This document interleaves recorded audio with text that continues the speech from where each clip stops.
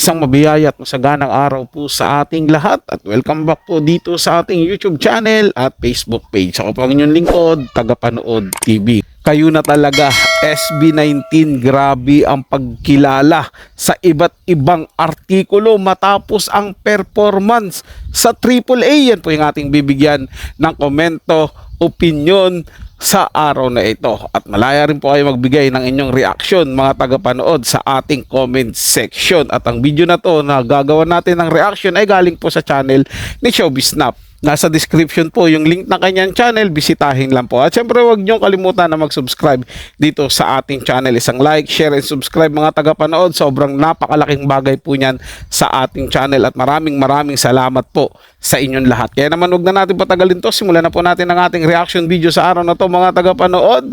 Let's do this!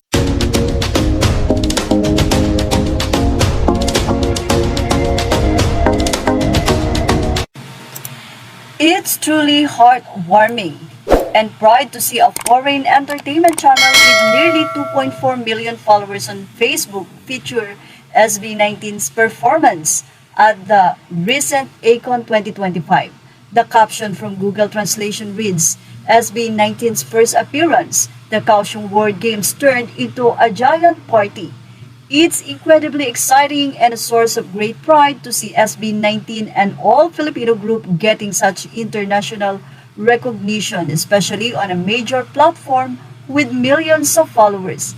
It's a huge achievement, not just for SB19 but also for Filipino talent being showcased on a global stage. Samantala, ibinahagi naman ng isang Facebook post na si Jerry Collins 0504 ang spotted ang SB19 sa Taiwan. Mukhang nag-enjoy na nga sila at namamasyal. Say na mga fans, ang cute naman ni Bunso. Huwag kayo habang nagpapahinga sa Taiwan, may pinapractice at niluluto na naman ang mga yan. Kuya Jan, nawala na naman ang ice mo. Masilaw ba, by the way, ang popogi nyo? Mamimili na sila ng pangregalo, hehehe. Oo nga, no? Pwedeng-pwede, magpapasko na. Wow, Dragon and Tiger Pagoda. Si Ate Sian po ba yung nakatalikod? Sa ipa ng ilan. Nag-shoot ng video, nag-vlog, nag-TikTok.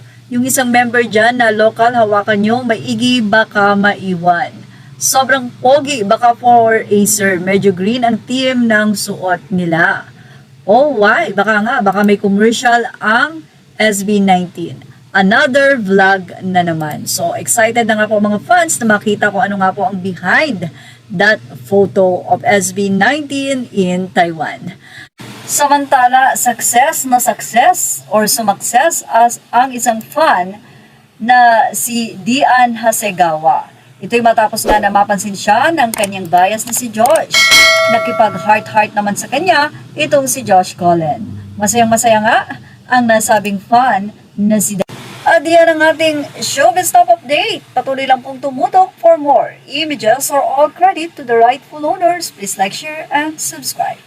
Parang nagiging normal na lang po sa SB19, no? Na lagi silang napag-uusapan, na lalagay sila sa iba't ibang artikulo, hindi lang naman dito sa buong Pilipinas maging sa karatig bansa natin sa Asia at malamang sa buong mundo na rin na kilala na ang SB19, 'di ba mga tagapanood? Kaya solid talaga yung suporta ko dito at believe sa grupong ito dahil gaya nga ng paulit-ulit kong sinasabi dito sa aking channel tuwing ginagawa ko ng reaction video itong balita about sa SB19 na sila yung nagpapaganda ng imahe natin sa ating bansa sa kabilahan nung pangit na pagtingin sa atin ng ibang bansa sa political side naman dahil sa samot-saring korupsyon at pangit na pamamahala dito sa ating bansa ay meron pong mga grupo, mga tao na siya naman nagpapaganda sa imahe natin pagdating sa entertainment, di ba?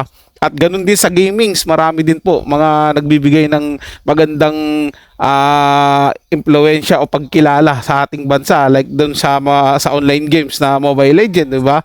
Mga tagapanood at dito naman sa entertainment sila sa SB19, di ba napakaswerte po natin na sa kabila ng problema sa ating bansa ay may mga gantong grupo at kaya dapat talaga natuloy natin yung suporta at solid na suporta ang ibigay natin sa SB19 at sa mga tao na nagpapaganda ng imahe sa ating bansa. Huwag natin silang bibitawan at patuloy natin silang ipagdasal na sana lagi silang nasa ayos at ligtas na kalagayan para mapagpatuloy nila yung kanilang ginagawa. Mabuhay kayo SB19 at saludo po sa inyo. So yun lang po mga tagapanood, ito'y comment at opinion lamang, wala pong personalan. Paalam po at mabuhay po kayong lahat. Maraming salamat po sa inyong panonood.